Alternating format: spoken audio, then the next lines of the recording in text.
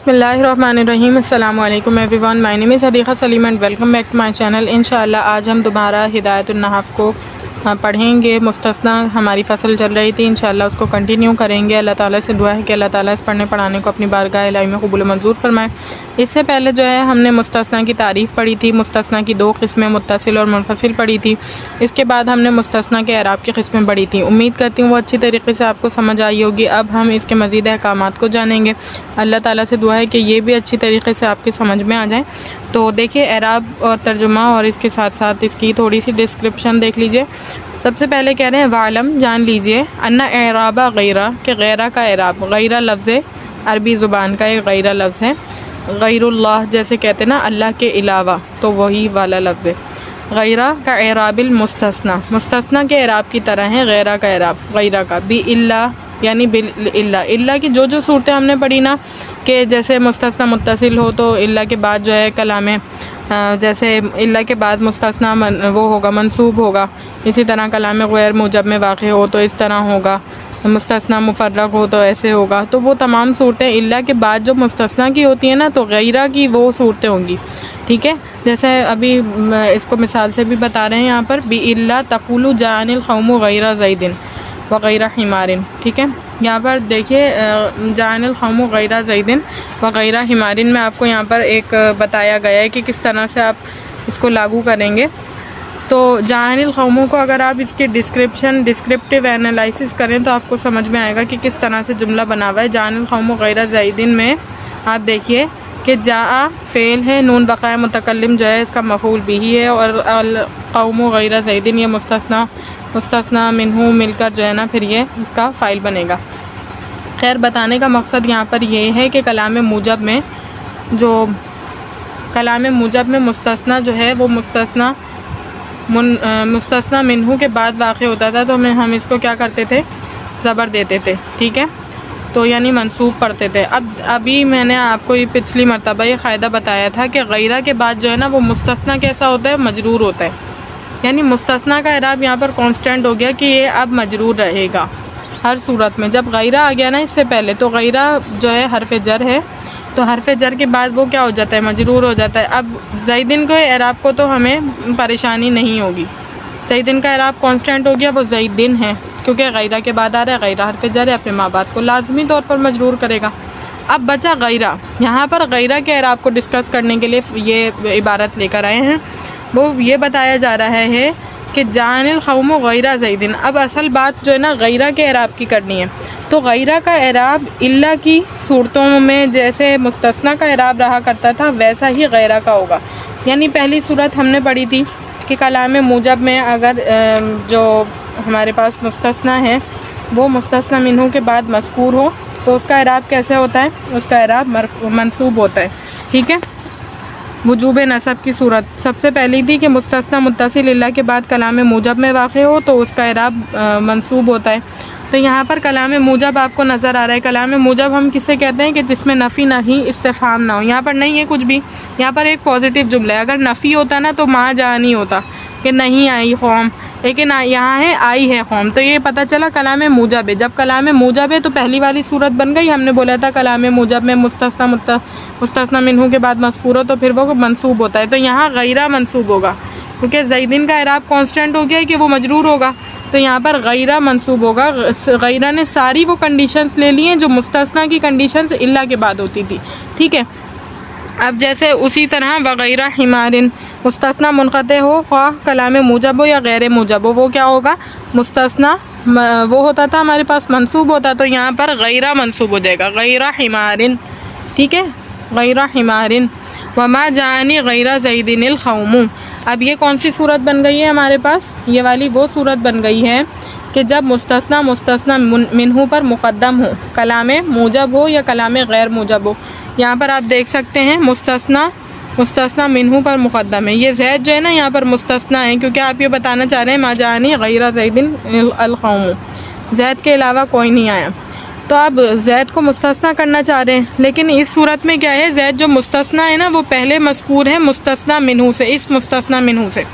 ٹھیک ہے، تو جب یہ کون سی صورت بن گئی، جب مستثنا منہ پر مقدم ہوں تو ہم نے یہ پڑھا تھا کہ مستثنا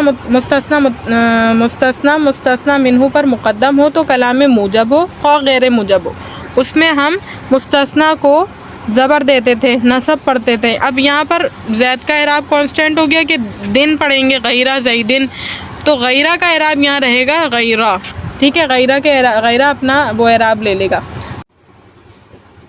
اس کے بعد جو صورت بتائی جا رہی ہے وما جاءنی احد غیر زید وغیر زید وجاءنی وما جاءنی غیر زید وما رأیت غیر زید وما مررت بغیر زید، ٹھیک ہے۔ اب یہاں پر ہم نے صورت یہ والی پڑھی تھی کہ اس کا اعراب جو ہے نا وہ بدل بنے گا، جو ماقبل کا اعراب ہوگا وہ اس کا اعراب، یعنی مستثنا کا اعراب ہم نے پڑھا تھا کہ مستثنا کلام غیر موجب میں واقع ہو تو اس وقت اس کا اعراب جو ہے نا وہ بدل بن جاتا ہے ماقبل کا، ماقبل میں جیسا اعراب ہوگا اس پر بھی ویسا ہی اعراب آ جائے گا۔ تو یہاں پر وما جاءنی جو ہے نا احد غیر زیدن، اس طرح سے یہاں پر اصل میں احدن پر کیا آ رہا ہے، رفع آ رہا ہے، یہ مستثنا ہے منہو ہے، ٹھیک ہے۔ مستثنا منہو کی وجہ سے ہم کس کو اعراب دیتے تھے جب ہم مستثنا کی مثالیں پڑھ رہے تھے، مستثنا کو، لیکن یہاں مستثنا کا اعراب کانسٹنٹ ہے کہ یہ جر آئے گا اس کے نیچے تو غیرو کا اعراب اس کو مل جائے گا اور وہ کیا ہے غیرو، ٹھیک ہے۔ اسی طرح جو ہے دوسری صورت ہے وغیرہ زیدن، غیرہ زیدن میں کیا ہوگا، اس کے ماقبل جو منصوب ہوگا مستثنا منہو اس کا اعراب غیرہ لے لے گا، غیرہ زیدن بن جائے گا، وما جاءنی غیر زیدن۔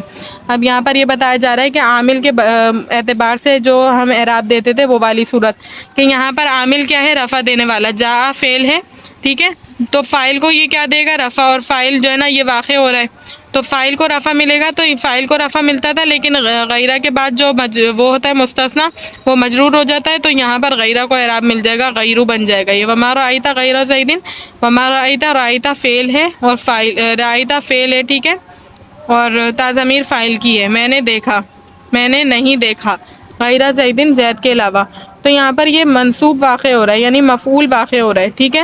تو یہاں پر زید کو نصب ملنا چاہیے تھا لیکن کیونکہ زید کا اعراب کانسٹنٹ ہو گیا تو غیرہ کو نصب ملے گا یہاں پر۔ وما مررت بغیر زید، میں نہیں گزرا زید کے سوائے زید کے پاس سے، تو مررت فعل با فاعل ہے، با حرف جر ہے، اور جو اس صورت میں جو مستثنا ہوتا تھا اس کو جر ملتا تھا لیکن مستثنا کا اعراب آلریڈی کانسٹنٹ ہے جر والا، تو اس وجہ سے تو اس کو جر نہیں ملے گا، لیکن غیرہ کی وجہ سے اس کو جر ملے گا اور جو اس کا اعراب تھا وہ غیرہ لے لے گا اور وہ بغیری بن جائے گا، ٹھیک ہے۔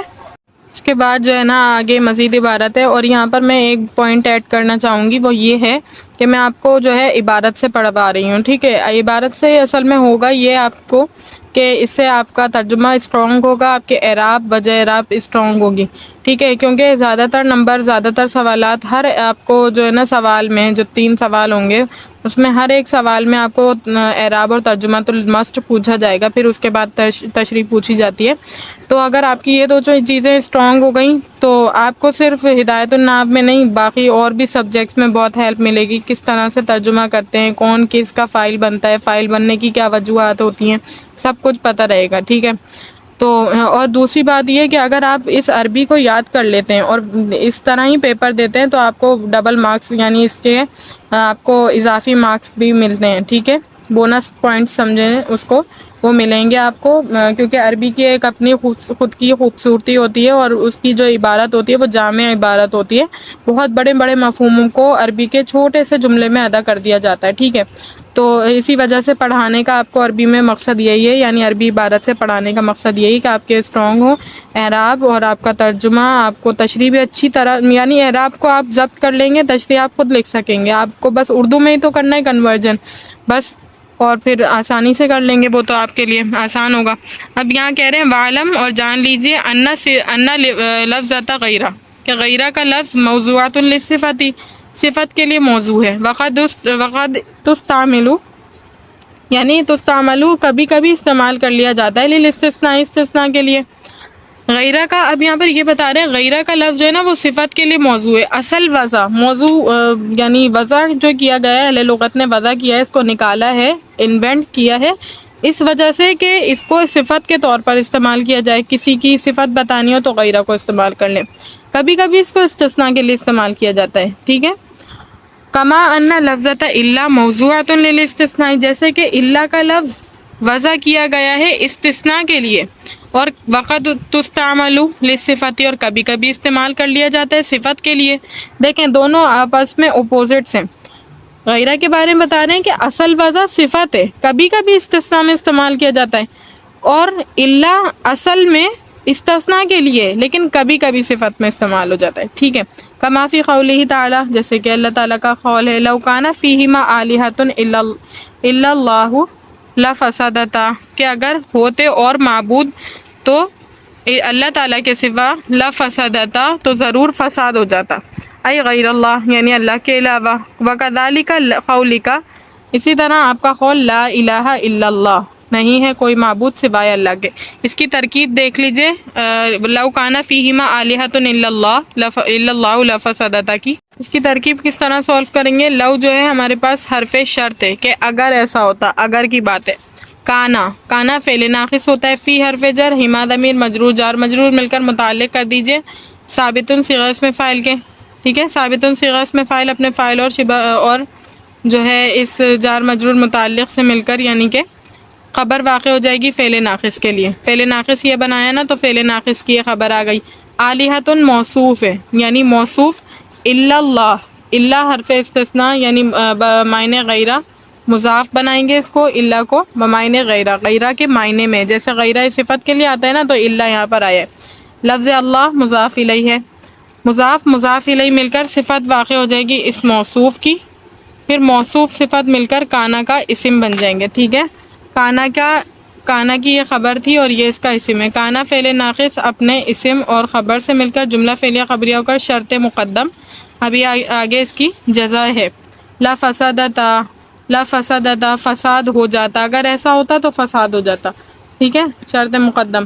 اور جزا لفسدتا، تو اس کو فعل با فاعل ہے، فعل فاعل مل کر جملہ فعلیہ خبریہ ہو کر جزا، شرط جزا مل کر جملہ شرطیہ جزائیہ ہوا۔ امید کرتی ہوں لیکچر اچھی طریقے سے سمجھ آ گیا ہوگا۔ اللہ تعالیٰ سے دعا ہے کہ اللہ تعالیٰ اس پڑھنے کو اپنی بارگاہ الہی میں قبول و منظور فرمائے۔ وآخر دعوانا الحمد للہ رب العالمین۔ السلام علیکم۔